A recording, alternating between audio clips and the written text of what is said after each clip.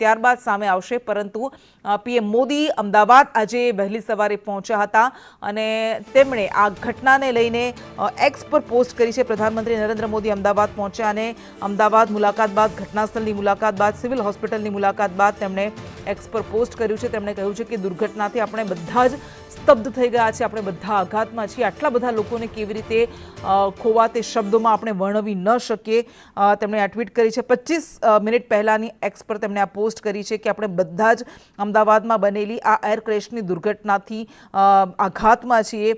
આટલી બધી મોટી સંખ્યામાં લોકોએ જીવ ગુમાવ્યા છે, એ ખરેખર હૃદય કંપાવી દેનારું છે, એને શબ્દોમાં વર્ણવી શકાય તેવું નથી। એ તમામ લોકો, એ તમામ પરિવારો કે જેમણે પોતાના સ્નેહીજનો ગુમાવ્યા છે, એમને હું સાંત્વના પાઠવું છું। આપણે એમની પીડા સમજી શકીએ છીએ।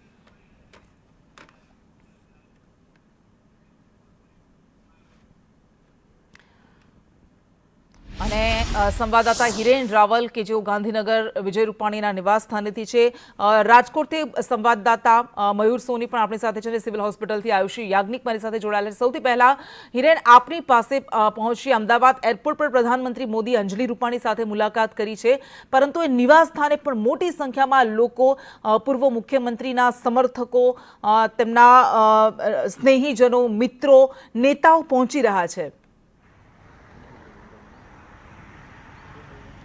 તો સ્વાભાવિક રીતે સંગઠનમાં લાંબા સમય સુધી કામ કર્યું હોવાના કારણે લોકોની લાગણી એમની સાથે જોડાયેલી છે। ગઈકાલના